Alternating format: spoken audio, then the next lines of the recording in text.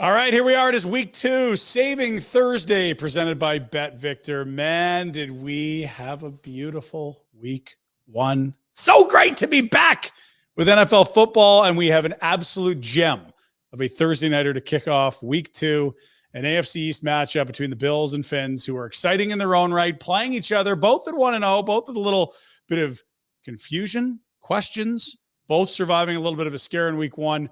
But both at 1-0. We'll get to today's matchup as well as some sexy picks. The props were sensational last week. But first, let's welcome in Tyson Cole from our Vancouver studio. My name is Ryan Pinder. We have producer Jack as well.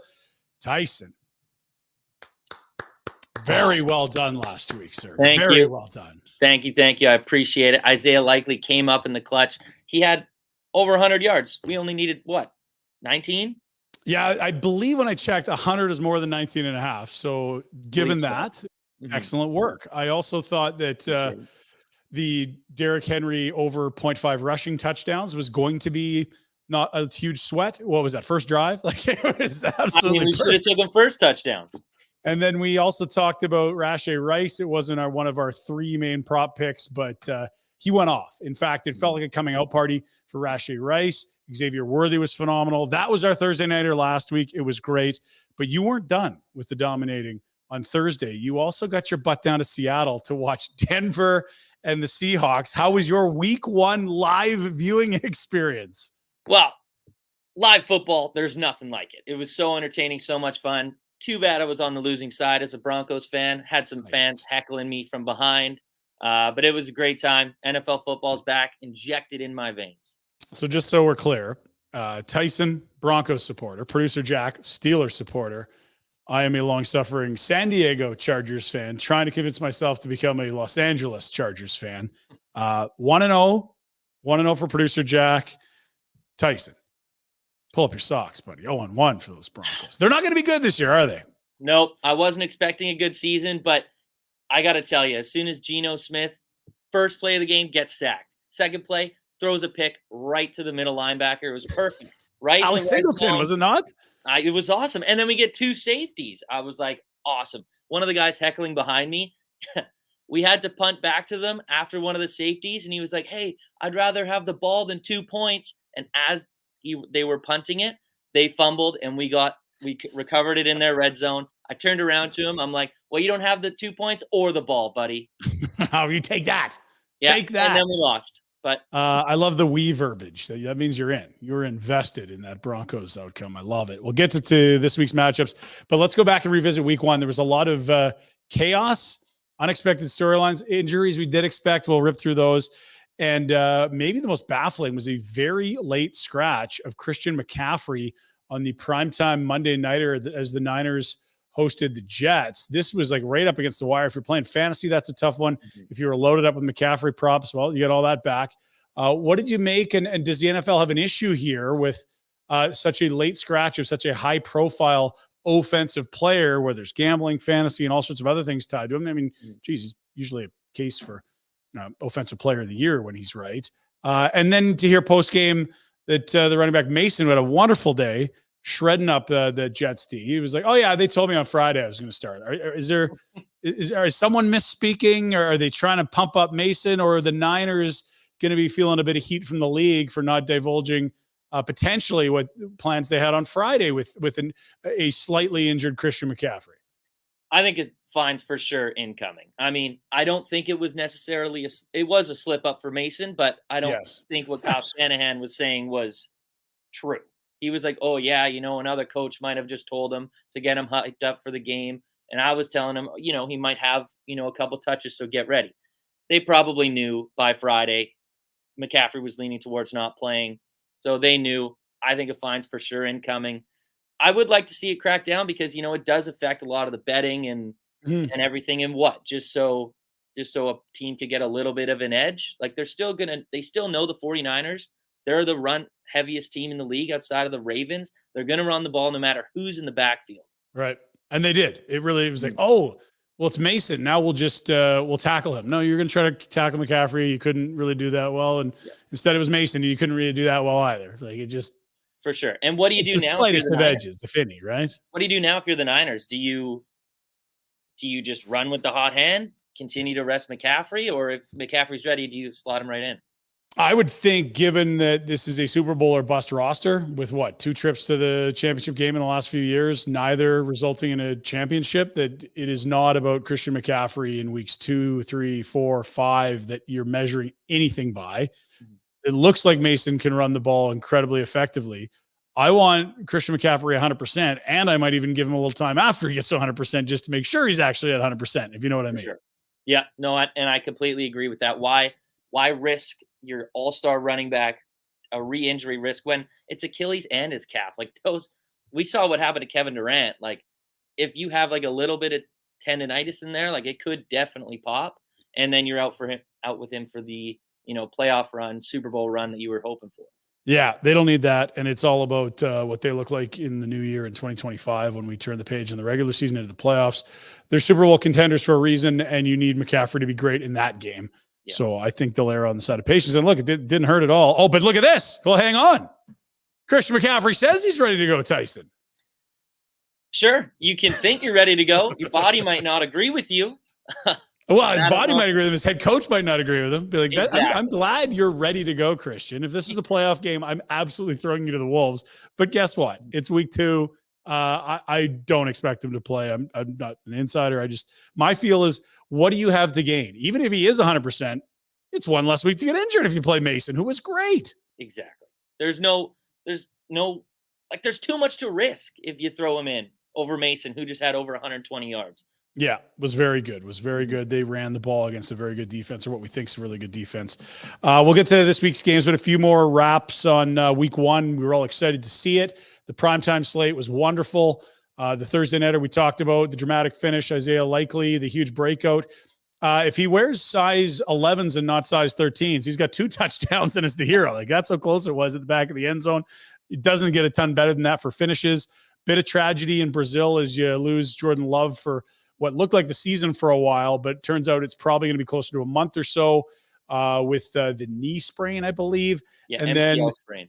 So, but an entertaining game. The field wasn't great in Brazil, but the great teams, high scoring. I was really leaning on the over, and it took a while, but it came through. Mm-hmm. And then the Sunday nighter, we get overtime between the Rams and the Lions, the Goff-Stafford rematch, a playoff rematch. They were traded for each other.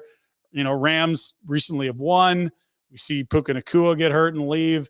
And then the Lions just say, we're just going to run Montgomery down your throat. You can do nothing about it. We're winning in overtime. That's a great finish. And then the Monday nighter was Aaron Rodgers got to the second series. So it's a huge success, right? Yeah. Good for him. I'm impressed.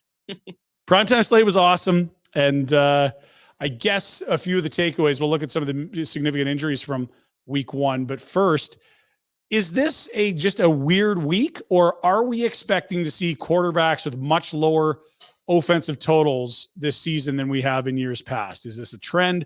What is your vibe? Like, I'm going to show you the leading passers in the NFL right now. 2 out of 32 quarterbacks that started hit 300 yards in week 1. And there's a ton of star quarterbacks like Mahomes. You put Herbert in there, like big name guys that didn't even get close to 300. What are we seeing with the quarterback play? Or is it, hey, it's 1 week, don't overreact. If this was week 12, no one would notice, but it's the only week we have. It's week 1, so we're overreacting. I think it's the latter there. I wouldn't be overreacting yet. This is still a very pass-heavy league, and just because week 1, that was everybody's first game with a full offense together. So it's going to get time to get acclimated to, all your new weapons and all your new plays, your new playbook, everything like that. So I'm not overreacting yet. Ask me in 2 weeks if it's the same. Now I'm going to get a little worried. That's fair. Okay. We'll do injuries from last week. If you have Jordan Love in fantasy or you're a big Packers fan, that's a tough Friday night. They're going to try to survive with, Malik Willis? Good luck with that. He looked awful. How do you get sacked on a Hail Mary play when they're rushing 3? Well, yeah. And to be fair, welcome to the Green Bay Packers. Here, just throw us a Hail Mary. I mean, you're up against it anyway. That's why they call it the Hail Mary. Significant injuries at wide receiver. Puka Nacua going to be a while. That probably means we'll be looking closely at some Cooper Kupp props. I also think Colby Parkinson's. has carved out a bit of a role at tight end there that I think that there might be some props to exploit there on the weekend. Addison in Minnesota dinged up. T. Higgins doesn't look like he's going to go week 2. Keenan Allen and Roma Dunze in Chicago. That office looked anemic under Caleb Williams. Now they lose 2 of that 3-headed monster potentially. We'll wait and see on Keenan. At tight end, Njoku, Ferguson. At running back, Mostert will not go tonight. He's done for week 2 for Miami, which creates some interesting conversations we'll get to in a moment. And even Kenny Walker III now being listed on injury reports heading into week 2 for Seattle after that monster performance that you watched live in Seattle. There's a lot. It's not new. This is the NFL, but it's always like there's some really great players that are out now. Malik Neighbors, just moments ago, being listed on the Giants injury report with a knee issue. Is he afraid of Danny Dimes, or what's the story here? I mean, I would be. I'd fake an injury till he's gone. Maybe week 4, they'll put Drew Lock in there, known gunslinger. Maybe that's what he's waiting for. And so if I'm Amari Cooper, that's all I have to do in Cleveland, right? I got a bad knee now because Deshaun Watson looked awful last week too. He loves getting sacked, I swear. There's a lot of jokes you could go there. We'll leave it alone. He's not out of hot water off the field either. There's another accusation. And at this point, it's hard not to believe all the accusations because when you got over 20 of the same thing happening, there's even this how bad it is with Deshaun Watson and his fully guaranteed money in Cleveland. People are suggesting that the team has leaked this news. I don't know if that's true, and it feels like classic internet gossip, but it's gotten that bad. Cleveland looked awful in week 1, and Deshaun Watson's a huge part of it. Yeah, I don't know where they go from here. That was probably the worst NFL contract in history.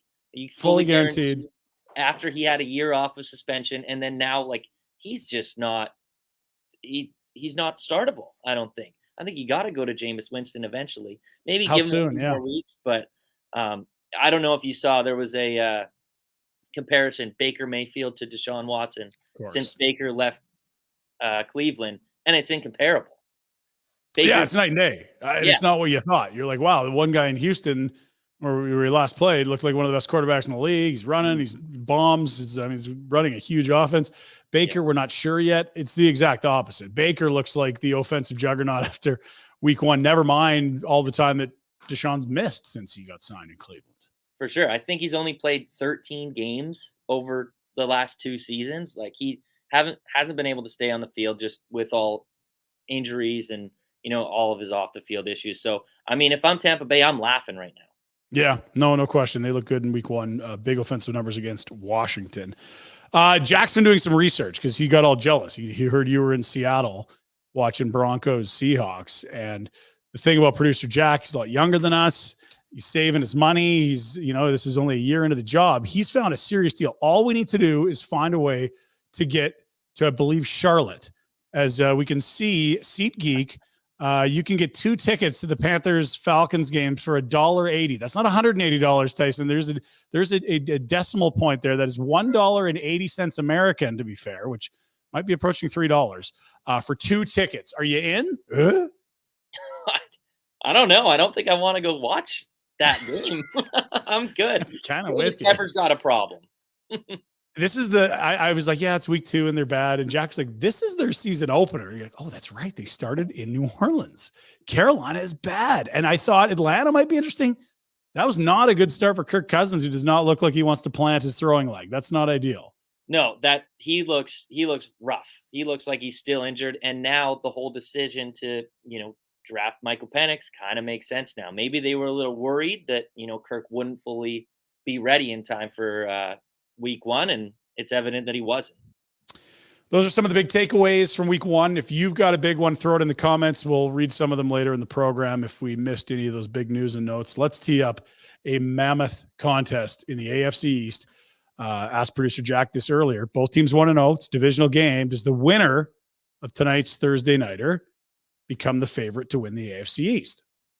Dolphins, Bills, both 1-0. You would add a divisional win to that 2-0 mark should you win tonight. Mm-hmm.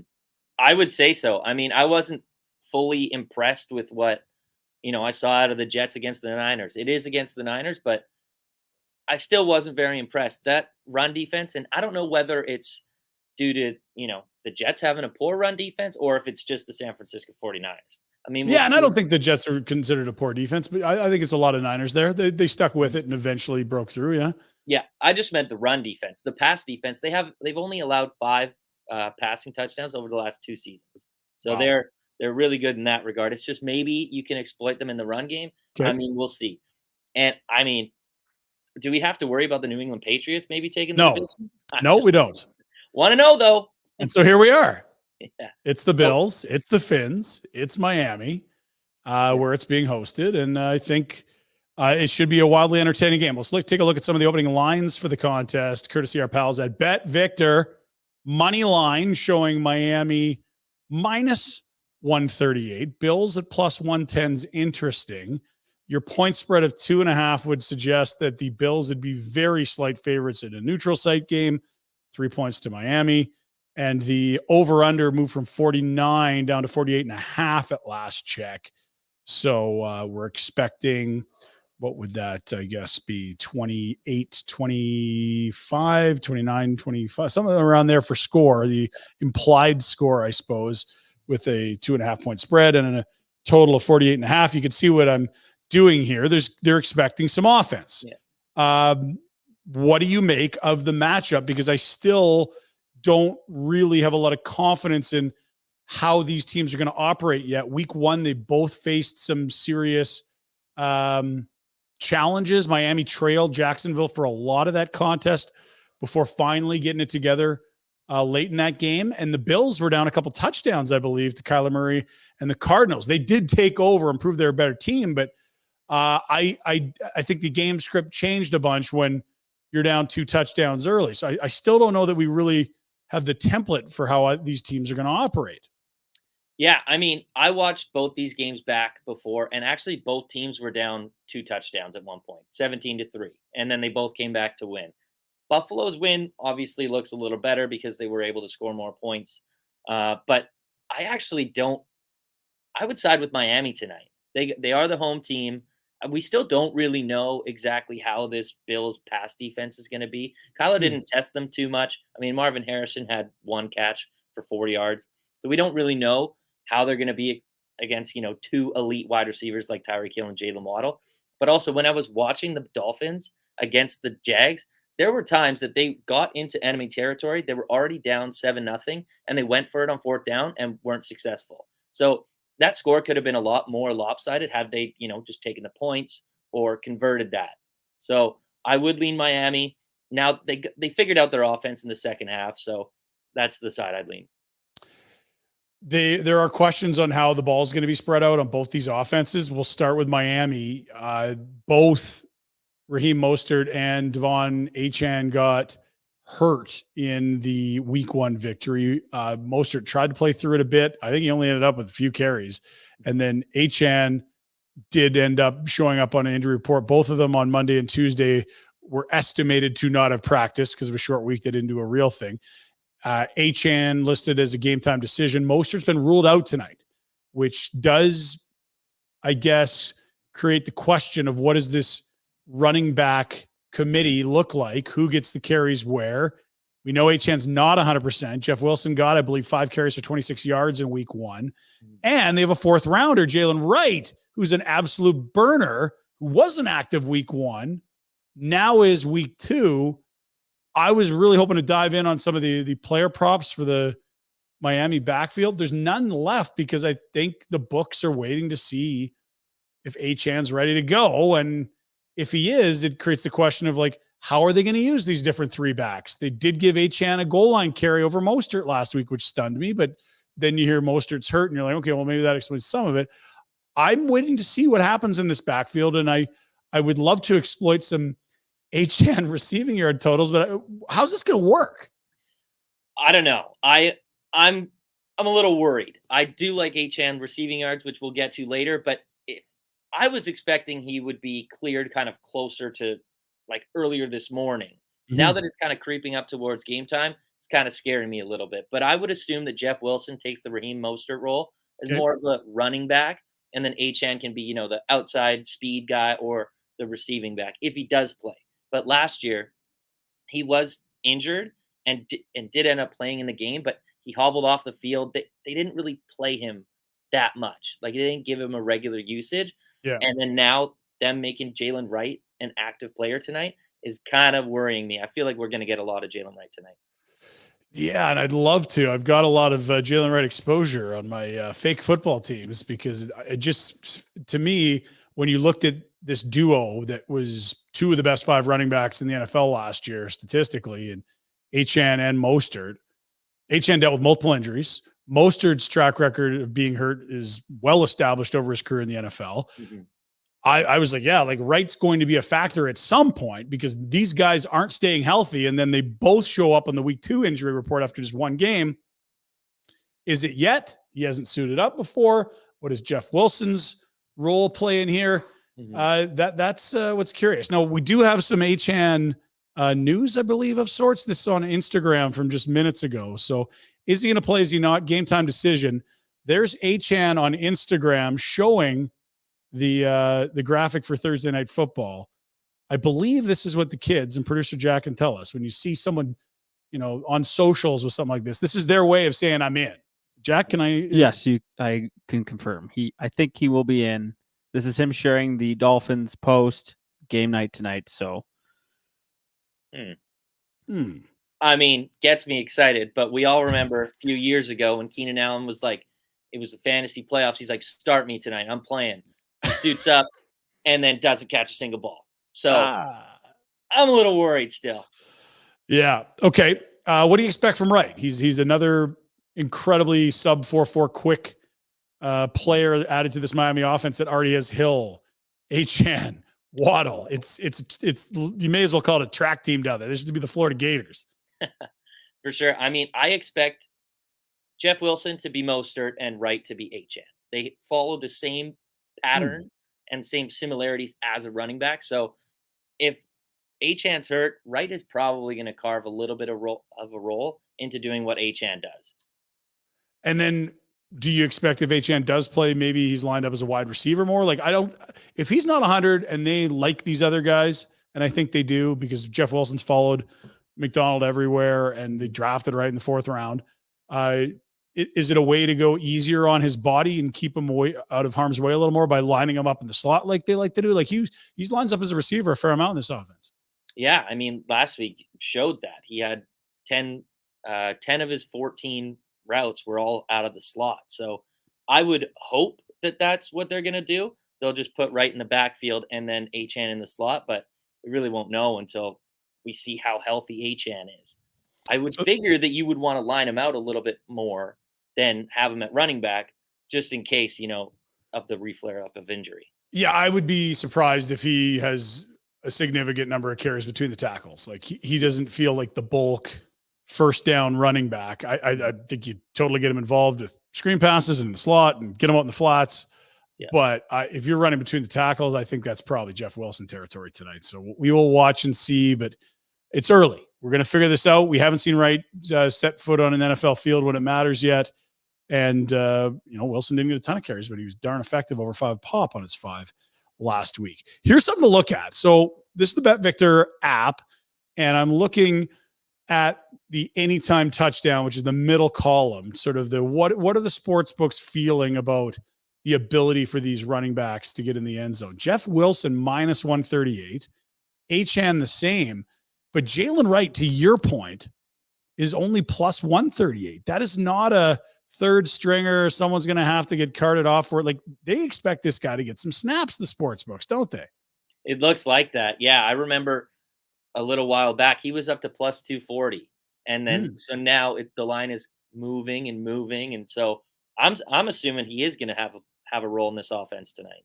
Yeah. I mean, that's the only thing I can take away here. The books know more than we do. That's usually a good assumption to make. Yeah. Certainly more than me, Tyson. I can guarantee that. They've got him in the same neighborhood as some very good players like Waddle, Cook. Like, they have him in the same range for scoring a touchdown. For a guy that's never touched the field, it's like, okay, maybe we should expect the role that you started talking about, which is to maybe replace some of the Achane carries, leave Achane as an option in the receiving game, or just to say, look, he's not 100. This guy hasn't played a ton of football and he gets dinged up a lot. Let's see what Wright can do. And we'll figure out a less than 100% HN later. Well, I think that's what they're going to have to do. Wilson up the middle, and then he's fully healthy. He didn't play last week. He'll have that burst, that speed to cut it to the outside. And then HN, I don't want to say this, but he could very well be just a decoy smoke screen. We'll put him out there. Going to have someone block him because he's so fast, and then that'll leave somebody else open. It's funny because we have these questions about the Miami backfield, and there's some similarities. I have the same sort of question marks surrounding what the Bills are going to do in their receiving core. We all thought it was going to be Dalton Kincaid's offense in terms of who would lead the way in targets, yards, theoretically receiving touchdowns from Josh Allen. It's only 1 week. I don't want to overreact. I still think he'll be those things, but he wasn't in week 1. And I don't know what to make of that. Is that Arizona game planning for it? I mean, it's kind of into that conversation we've heard over the last week about Mark Andrews. Did the defense take him away, and that's why Isaiah likely popped? Or are there some concerns about what the primary threats of these offenses are? Where are you on the group of receiving bodies in Buffalo? You've got the rookie Keon Coleman. You have Khalil Shakir, who's a young kid that they drafted just a couple of years ago. Curtis Samuel's kind of a gadget guy that hasn't really had huge roles, but can be a factor in single games. And then you've got a couple tight ends. Dawson Knox was an effective fantasy option, offensive option, until they took Kincaid, this immensely talented tight end, 2 drafts ago. Like we're waiting to see how this plays out after the absence of Gabe Davis and Stephon Diggs. Yeah, it's confusing. I don't know which side to go. I don't know who's going to emerge at the 1. Certainly at the end of last year, it looked like Khalil Shakir was. He out-targeted Stephon Diggs. But then this last week, it was Keon Coleman. But he primarily plays on the outside. So there wasn't any clear identification for me to see who really is going to be the 1 in this. It looks really crowded. I mean, Mac Hollins, the 4th wide receiver, that's right, a touchdown last week. And just I think to really confuse us. Targets. Yeah, so they're really going to spread the ball around, but that's why I'm not really worried about Kincaid. All tight ends kind of sucked last week. I think the best one was Isaiah Likely, and no one really started him or bet any of his props. Yeah, you didn't have Foster Moreau down for the – yeah, got it. Okay. It was weird. If you were a highly touted, ranked tight end in an offense, it was not a good week for you. Kind of like the quarterbacks. I'm thinking that's just a bad week. This is not a trend so much as a one-off. If it was week 9, we wouldn't note it because we'd have 8 other weeks where we're like, no, look, see? But when it's week 1, it does allow that overreaction and doubt to creep in. Let's get to it, I suppose. I want to see what these two defenses look like. So we'll go to the handy dandy Tyson Cole defense-o-matic. I've heard that you got back from Seattle and they lock you into a chamber with an abacus and a calculator, and you've got a spreadsheet at your accessibility. Here's what we've come up with. Walk us through what we're looking at. If it's your first week joining us on Saving Thursday, what we're trying to exploit, and I guess how big the data size sample is. Yeah, so we cleaned this up from last week. We're just going to show you the Thursday night team. So we've got just the passing yards so far. Quarterback passing yards, well, you see they both allowed. So this is a defensive chart. So it will show you how much the Buffalo defense allowed in a certain prop. So the first one is the passing yards. So they both allowed 162 passing yards last week, both tied for 23rd. And so those are good passing defenses for 1 week. It's not a huge sample, but Trevor Lawrence and Kyler Murray would have said, yeah, that was not a fun day at work. For sure. And that goes to attest to what we were talking about how, passing was really down. Okay. Because 162 isn't a lot of passing yards, but it's also, not at the very bottom. It's tied for 23rd. So it's actually kind of high. Okay. And then rushing yards, receiving yards, goes down the list with the ranks. And if it's dark red, not very good. Like Miami last week, they allowed Evan Ingram 1 catch for 5 yards. That's one of the bottom. So and then, great work by Miami. But as we're looking at props, we're wanting to stay away from a tight end against Miami in theory. That is what this says. But also, it is just 1 week. It's a very small sample size. It's still important to kind of look back on last year's to kind of gauge where the median is. Okay, like, is this legit? Were they this good last year against the tight end? Or, was it just a one-off? because the Jaguars didn't throw too much, and they only threw 162 yards. And it's funny because I love Kincaid in this matchup, but Miami in one game was good against Evan Ingram. As we get further into the season, you said it last week, around week 3, week 4, we can trust these numbers a little more. We don't know the entirety of, how changes of the offseason have affected all these offenses and defenses. Some teams we think are going to be really good turn out not to be. And of course, the opposite is true every single year in this league. So when we see this, I'm going to say, oh, geez, we should be looking at rushing yards against the Miami defense. But then I'm also like, yeah, I think probably Etienne and Tank Bigsby, they had a good week last week. Maybe it's a tip of cap to them. It's not the Miami D. Although I also look at this Miami D, it's like, yeah, they're both kind of green and rushing and receiving. That matches up. A lot of people said Miami doesn't have a good enough D. That sort of kept them out of that top 5 or 6 band in terms of Super Bowl odds. Yeah, they've always been such a dynamic offense. They just lacked on the defense. And I heard a lot of offseason stuff about how so much it's improved. Jalen Ramsey, Kendall Fuller on the outside. It's going to be really hard to pass on the Dolphins. Well, it wasn't.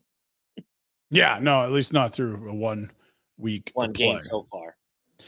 Okay, let's go tackle some of these lines then. First, injuries before we get to it with the big ones at the offensive positions. When we talk about prop bets, those are your star offensive positions we're looking at. No Mostert tonight. We know that. It's a pretty healthy group. Otherwise, Achane dinged up. We don't know the severity of that. He's indicating via the millennial post on Instagram that he's going to go. We think. I don't know. It's but other than that, yeah, we talked about it. Murky backfield for Miami. Can't quite say we know exactly how this new Bills offense is going to work with Josh Allen. And I think the game script last week, when you're down 2 touchdowns, you probably turned to a different page than you thought you were going to be on against the Arizona Cardinals, don't you? For sure. I mean, that they had to throw the game script out the window as soon as they were down 2 touchdowns. Like they weren't expecting that out of the Cardinals right off the bat, so they had to flip. Let's take a look at some of the lines we love for the week. Why don't you start with something we started talking about a couple nights ago, which was exploiting maybe a little QB sneak or just taking some open field when everyone's covered downfield. You love Tua here to get over on rushing yards. And you're like, what? Tua doesn't rush the ball. Well, hang on. Look at the total. It's jumped to 5.5 in some places. We've seen this bump back and forth. Over 4.5 yards rushing for Tua Tagovailoa. Talk to us about this, Tyson. Well, last week he had 11 rushing yards. And it was just on one rush. So, one rush, like that's all. And he just got lucky to get 11 maybe. But no. So he had a 12-yard rush that was negated to a holding. So he was actually running the ball more. And I was listening on the broadcast, and they were talking like Mike McDaniel wants to, once he goes through his first progression, if he doesn't see anything, use his legs. He is 2 years removed from that scary concussion. So, maybe he's gained that confidence to maybe use his legs a little bit more. And also, he loves rushing the ball against the Bills. He cleared both games last year. He had 7 and 7. And I believe 4 out of his last 5 against the Bills. Also, it's a really meager total. So we're not suggesting that the game plan runs through to his legs, but he's hit over this number very regularly over his career and against the Bills as well. Absolutely. And also, like with all of the question marks in the backfield, that could just lead to more Tua rushing. They allowed Kyler Murray. He's a much better prolific running quarterback. But they allowed him to go 5 for 57 last week in a game that they were winning. Even like positive game script for them or negative game script for a quarterback running, he was still able to clear his number by far. And also last season, the Bills allowed 20 rushing yards per game to the quarterback position, so which ranked 11th in the league. Yeah, if you were going to ask me to set the line, I'd just put a little higher. I don't think we're going to see him do the Isaiah Likely thing where he goes like 8 times the total or whatever it was last week. But I'm with you on this one. When you look back at Tua's game log and you look at what the Bills have allowed and you look at the matchups between these two teams under the same head coaches, it feels like a nice bet for me. Jack, what have you got for us? I was just going to say Bills pass rush last week against the Cardinals, very good as well. Murray was running for his life, sacked 4 times, so that could play in a factor. One thing I wanted to ask, when was the last time we saw a designed run from Tua? maybe never. Has it been years? Maybe never. Yeah. It's true. He's had some mobility to his game. I want to say early in his career he did run more. Mm-hmm. Post concussions, I don't know if we see that anymore. Yeah, I mean, I think they were just trying to be cautionary, especially a year after that. So I don't think he ran, much at all on a designed run, unless it was like a QB sneak. But even that, like, unless you're Jalen Hurts, probably not working. Yeah, look, if they're designing runs for Tua, this total's not 4.5. I think we understand that. Like 4.5. If he gets chased out of the pocket once, he's probably hitting that total. I mean, everyone's covered downfield. All right, well, I can get an easy first down over here. That happens once tonight. We're cashing that ticket. I like it. And looking around, I mean, this is what I love about Bet Victor. I'm finding that number at 5.5 at other books. At Bet Victor 4.5. Go get it. Hit the over on the rushing yards for Tua Tagovailoa. Next bet, what do we like? It's funny because we just talked about the week one stats. Throw it all out the window because it's 1 week, and throw it all out the window because we love Dalton Kincaid in this Bills offense, and we think he's going to be the alpha. Walk us through over 44.5 yards, Tyson. Well, I'm just not sweating what we saw last week, and on both ends, Dalton Kincaid had 1 catch on 2 targets for 11 yards. He's going to be used more in the offense. But also on the flip side, well, like we just talked about, the Dolphins only allowed 1 reception for 5 yards against Evan Ingram, who is, around the same caliber as a Dalton Kincaid. But here's the thing. Dalton Kincaid was still used a lot. He was on the field for 26 of the passing plays for the Bills, ran a route on 25 of them. As a tight end, he only blocked 1 time. And last week, Evan Ingram, yes, he only had the 1 catch for 5 yards, but he had 4 targets. He led the Jaguars in targets. So it's not like they're not going to the tight end. It's just he didn't get lucky. And if we're going on targets, yes, Kincaid wasn't targeted a lot. But as I said, he ran the most routes on the Bills outside of Keon Coleman. I think he ran 3 more. But that's an outside wide receiver. If we want to go really nerdy here. Okay, I'm with you. Let's go. Let's dive deep, buddy. Miami ran the 11th most zone last week, 73.6%. Okay. Last season versus zone, Kincaid was the best receiver. He caught 55 out of 61 of his targets against zone for 500 yards of his 673. Jack? Little nerdy, I understand. No, a lot nerdy, and we love it because that's important. That's saying here's how the Bills win. When they see zone, they know how to get the ball to Kincaid. Yeah. And you're telling me that Miami likes to sit in zone? I'm with you, buddy. I'm riding with you. Over 44.5 receiving yards. Dalton Kincaid, who I do believe is going to turn out to be the number 1 target share guy in Buffalo. I think so too. And it's like, the squeaky wheel. It's Kincaid's time after, he didn't get targeted last week. And as I said, with going back to my sheet, one catch, 5 yards. And you have to kind of look back on last year and kind of find the median. So last year, the Dolphins allowed the 11th most passing or receiving yards to tight ends, averaging 53 per game.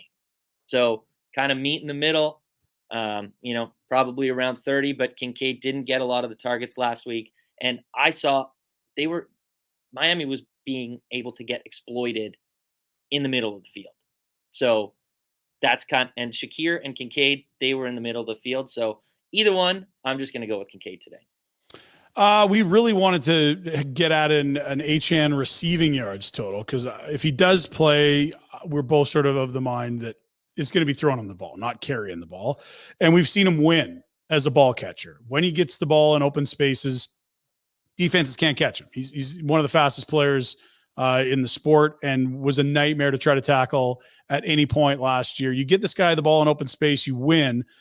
I don't see totals yet on that. I'm just going to refresh the Bet Victor app and make sure they haven't been added in the last moment. But I'll ask you this. At what number of receiving yards would you say no to HN hitting the over? Like at what point are you like, it's just not value, or like, ooh, we have to pounce on this year? Where does that sort of change for you? I know, for example, and not the same teams, but elite pass catching running back, like Breece Hall did it probably out of necessity last year. Huge yardage catching the ball. I think his total was like 19.5 on Monday night against a good defense. Like, where would we expect the line to be? And where do you want to hammer a bet against the line? Well, there's another wrinkle to it now because of his injury. I want this number to start with a 2. I mean, last week he had 7 catches for 76 yards. Blew it out of the water. Yeah. I would Yeah, that's tough. I like middle of the 2s, like 24, 25, 26. As soon as you go a little higher than that, I'm a little wary, especially considering, his ankle injury. And I think early in the game, his first reception was like 36 or something. So you don't need huge volume with Achane to do it. He wins catching the ball and beating guys in space. If we see a number in the 20s, I'm going to jump 30. I'm like, but then again, we got to look at the numbers and see what, is it minus 120? Is it minus 105? What are we doing? Nothing there yet. I think all these books are just going to wait and see what happens at game time until he's officially active or not. No one's going to put any numbers out there, and that's consistent with what we've seen all week. It's just we'd love to hit one of these ones, but it's Thursday night. It's a short week. They had one real practice yesterday. That's it. Mm-hmm. And I mean, we'll see. Considering he's injured, it might even come a little lower, which I like even better. Yeah, totally. If this is like in the teens, I honestly, I think in the 20s is crazy. If he gets 3 receptions, there's no way to me he's not hitting over 30 yards.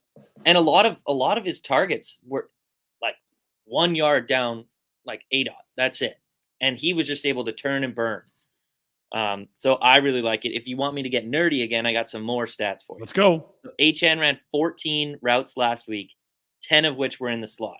He caught all 3 of those targets for 49 yards coming out of the slot. The slot receiver versus Buffalo last week was Greg Dortch. He went 4 for 4, but they also had one running back run a route out of the slot. Amari DeMarcado. That's a hard name. That's all right. DeMarcado. Yeah, we remember him. 1 catch for 24 yards on 1 target. So they just get exploited out of the slot, especially if they're small, fast running backs or, Greg Dortch. He's like 5'9", short guy. I'm telling you, I'm ready to go at 40. I still want the over. Maybe I'm crazy here, but it just seems like if Achane's going to have any presence in this game at all, and he's an absolutely electrifying playmaker who has his fingerprints on almost every game he's ever played in the NFL, it's going to be catching the ball. So we'll wait and see if we can get a line on that before kickoff. That'll be something to watch as we're now 3.5 hours away from kickoff in Miami between the Bills and the Fins. Anything else, whether it's team bets, player props, maybe even allow you to sneak a little look towards Sunday. I got one of those for you before the end of the show. But anything else on this game before we move along? Yeah, not really. I think I would kind of pivot. I would like to see a Jalen Wright line, if Achane's ruled out, see what that's kind of at. Maybe his longest rush line, because, he can break one just like Achane. Maybe Jeff Wilson for rush attempts. It really just depends. We won't know until Achane's in. Yeah, it's true. Game time means game time. We're not quite there yet. We're hours away, but it will be something to do. Refresh that BetVictor app as we get closer to 6:25, which I believe is our standard Thursday night kickoff. Final one for you, Tyson. What's got you salivating over the weekend? A Sunday or Monday game, a prop, or just a storyline? It's a very, very short 18 weeks that we get an NFL regular season, and week 1 was glorious. What's got you saving Sunday this week? Pacheco. Isaiah Pacheco rushing yards. Okay. So, we saw what happened last week to the Bengals. They lost to the Pats. But who was running the ball against the Bengals? It was Ramondre Stevenson, who they don't have as good of an O-line as the Chiefs. And also, I don't think Stevenson is as good of a back as Pacheco. And he was just able to carve up this Bengals run defense. And also look at game script. Obviously, you're not going to get a lot of games where Stevenson's going to be able to run. Fair. Patriots are going to be winning a lot. Do you think the Chiefs are going to not be in positive game script as well? So Pacheco didn't hit it last week. So as I said earlier, squeaky wheel. I think Pacheco can go over his rushing yards. Probably scores a touchdown as well. Where are we expecting that total? Have you seen it yet? Or are you sort of just thinking it'll come in sort of that 60 to 75 range? I think it was 62.5. Yeah. Okay. I'm riding with you on that. And I've got one that sort of leans into what we talked about. You don't want to overreact to week 1. It's a week. It happened. It's a real thing. But week 1 is not the first of 17 duplicates. They're all. I'm gonna throw a little a chip on the Mark Andrews having a big game after he was held almost silent in the season opening Thursday nighter with the Ravens and the Chiefs, the aforementioned game that Pacheco was in. Mark Andrews is still a huge part of this offense. They get the Raiders, who are not the Kansas City Chiefs. And I think you talk about the squeaky wheel. There's that. Ravens also will have a better game script to do what they want on offense. I really like Mark Andrews in a bounce back, whether you want to target an anytime touchdown where he's now bigger odds than Isaiah Likely after 1 week, or whether that's receptions or receiving yards. I'm going to be looking for that Mark Andrews bounce back game. I like that a lot. I'm definitely going to be riding with you on that. I just can't believe the big, they brought Isaiah Likely up to where Mark Andrews is and Mark Andrews down. Their receiving yards is 40.5 for Likely, 43.5 for Andrews. That's a big jump after one good week. Sure is. Yeah. So I think the books are over exaggerating Likely, and I'm going to be on Andrews as well. I'm also going to go over 1 billion yards for Derek Carr. Just kidding. That was quite something. Carolina's bad. This may be a thing we look at as we move forward. If the Panthers are going to look like what we saw week 1, if they're continuing to sell tickets for $1.80, we're going to have to hammer some anyone playing the Panthers props. I'm not there yet, but I'll be ready in week 3. Yeah, I mean, we'll see what Justin Herbert can do this week. If we got one more, I think Malik Neighbors, the rookie, has a big week against the Commanders. Commanders have a terrible pass. He's got to play. Yeah. I know. He's got to play. I think he will. He came up on the injury report a little late, so that's kind of concerning, but I think he's going to get out there still. Watch the reports on his status moving forward, but yeah, I think it would be hard to look worse if you're Danny Dimes in that Giants offense. And the football club, or the Commanders, the Washingtons, they got smacked around pretty good on defense. So we'll watch that one. Tyson, appreciate it. Producer Jack, one final one for you. What are you geeked up for this weekend as week 2 now? There's only 16 of these things, 17 things left. There's only one thing I could be geeked up for. My Steelers against Tyson's Broncos. It's one thing I wanted to ask Tyson before we left. How do you feel about Russell Wilson not playing in this game? Does it bum you as a Broncos fan? Oh, of course, the revenge game. I wanted to see him play against us. Let's see how he does. This might be the only revenge game where I think the Broncos fans wanted to see it more than maybe the Steelers fans wanted to see it. Like, if he looks like Broncos Russell Wilson, we need him thrown to our defense. I think the Broncos defense would have been so excited to try and get their hands on him. Yeah, me too. I'm glad we dodged that. All right, fellas. Make a little side bet, Jack. Yeah, we will. I like it. We'll see you in the group chat. We'll see you all next week. Thanks for joining us. Always a ton of fun. Kickoff. It's a great one. AFC East. Bills, Fins. Feels like a classic down in Miami. It is Saving Thursday, brought to you by Bet Victor. Enjoy the games. We'll talk next week.